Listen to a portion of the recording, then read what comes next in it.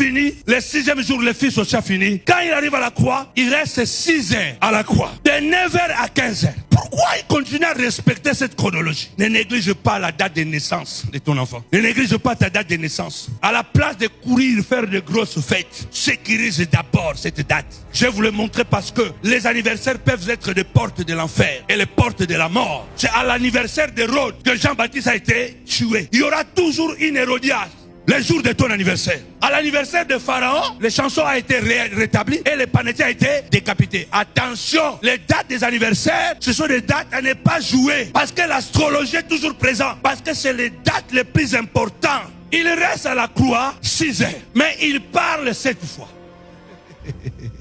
Pourquoi il reste 6 heures? Parce que la Bible déclare, l'apôtre Paul dit, je suis passé chez vous. Je n'avais à l'idée de savoir autre chose que Christ et Christ crucifié. Est-ce qu'il est chez vous? Parce que la croix c'est le terminisme. C'est à la croix que Christ a réalisé ce qu'il était venu faire. Sans la croix, on ne serait pas sauvé. La croix c'est la matrice de ton salut. My God. La croix, c'est la matrice. C'est pourquoi la croix, quand il guérissait les malades, quand il nourrissait les affamés, quand il marchait sur les eaux, c'était la préparation. Il préparait le terrain. Mais le vrai boulot était à la croix. Il a dit respecter la chronologie de la création. C'est une genèse. La croix, c'est la genèse. C'est le commencement. Et Jésus est venu recommencer. Les 6 heures de la croix, chaque heure représente un jour. À la croix, il a réparé lundi. Il a réparé mardi. Il a réparé mercredi. Il a réparé jeudi. Il a réparé vendredi. À la croix, il a réparé samedi. Et dimanche, il s'est reposé. Une heure. Chaque jour quand tu te réveilles, sache-le bien que le Seigneur a déjà tout payé. On n'est plus redevable. Ton lundi est payé, ton mardi est payé. Et c'est cette fois, pendant 6 heures, il parle 7 fois. La première parole, Père, pardonne-leur, car ils ne savent pas ce qu'ils font. Il commence par pardonner l'humanité qu'il est venu sauver. La deuxième parole, Fils, voici ta mère. Femme, voici ton fils. Même à la croix, il respecte la chronologie. Troisième parole, la Bible dit, les brigands repentants, Seigneur, souviens-toi de moi. Quand tu viendras dans ta gloire, il a regardé son ami, il a dit, mais non, nous méritons ce que nous recevons. Mais lui, c'est un sang, il n'a rien mérité de tout ça. Il regarde Jésus et dit, Seigneur, souviens-toi de moi. Quand tu viendras dans ta gloire, Jésus le regarde. C'est la troisième phrase, la troisième parole. Aujourd'hui, pas demain. Celui qui décide dans ta vie peut dire, aujourd'hui, tu es guéri, tu es guéri. Aujourd'hui, tu es délivré, tu es délivré. Aujourd'hui, tu es élevé, tu es élevé. Il dit, aujourd'hui, tu seras avec moi au paradis. C'est la troisième parole que Jésus prononce. C'est la grâce. La quatrième parole, c'est la parole la plus difficile. Écoutez le mystère. Je vous habite de nouvelles choses. Vous ne savez pas que le Père était avec le Fils à la croix. Mais le Père est resté jusqu'à 11h59. Quand Jésus est à la croix, le Père est avec lui à la croix. Parce que la Bible dit que Dieu était dans le Fils afin de réconcilier le monde avec lui. Chaque fois que tu traverses les douleurs, ton Père est avec toi. Dieu a dit, je ne t'abandonnerai pas. Je ne te délaisserai pas, je serai toujours avec toi. Même quand tout le monde t'abandonne, sache que Dieu est là.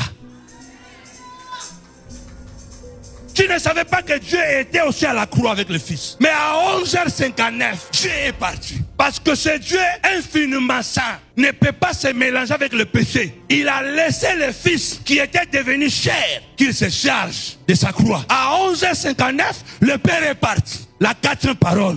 Eloi, Eloi, lama sabachthani. Mon Père, pourquoi m'as-tu abandonné? Parce qu'à 9h il était là. À 10h il était là.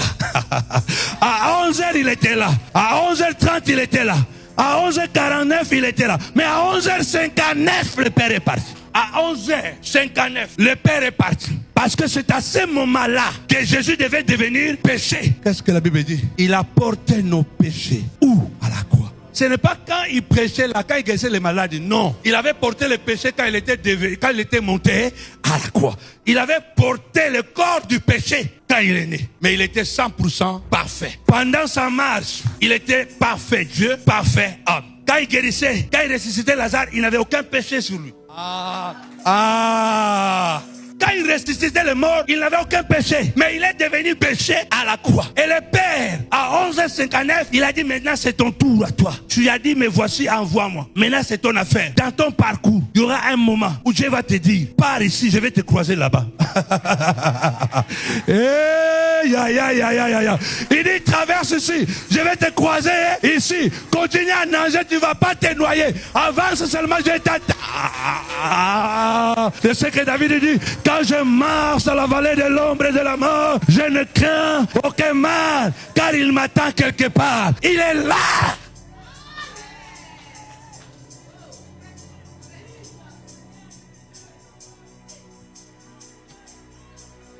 Quatrième phrase. Père, pourquoi m'as-tu abandonné?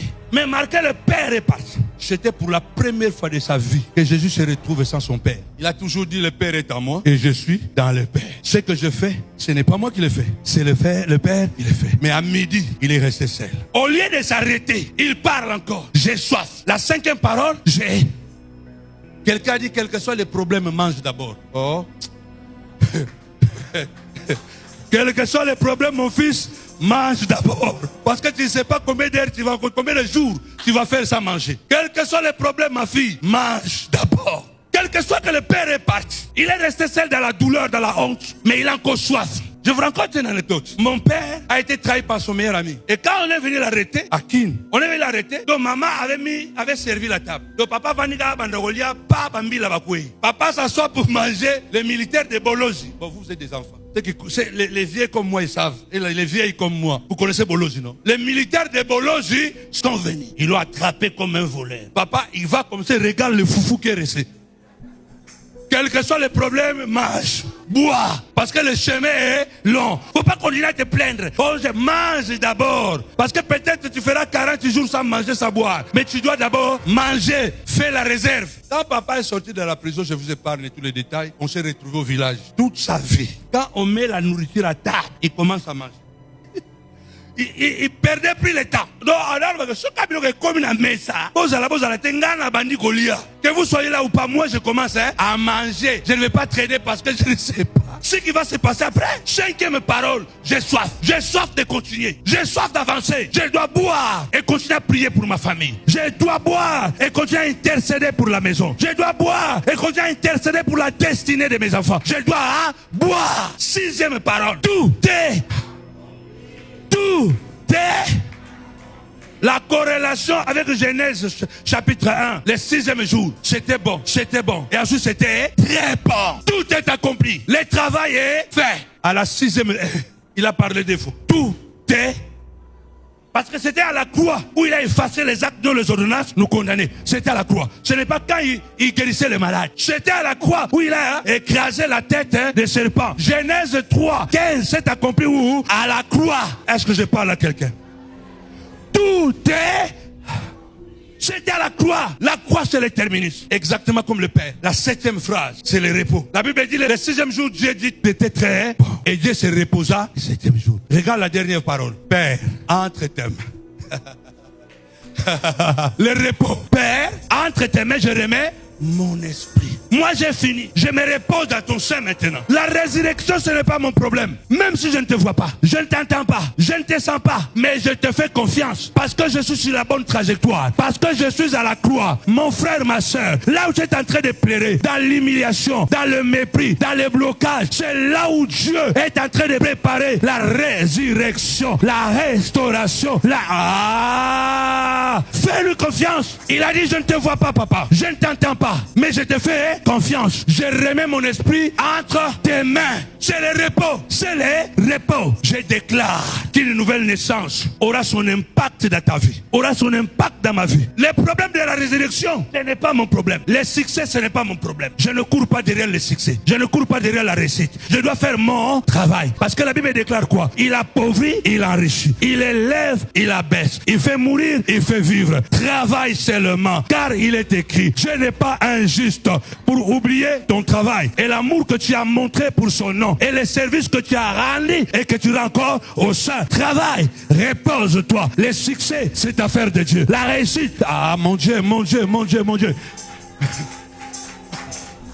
Tous ces chiffres, pourquoi je suis parti là? C'est pour te montrer l'importance de numéros. Ta date de naissance, c'est un numéro. La date de naissance de ta fille, c'est un numéro. Il faut apprendre à nos enfants à sécuriser leur jour de naissance. Parce que leurs dates de naissance sont déjà exposées partout. Ils sont nés dans les hôpitaux, on les a enregistrés. Notre Dieu est un Dieu parfait. Le monde est fait de chiffres et de lettres.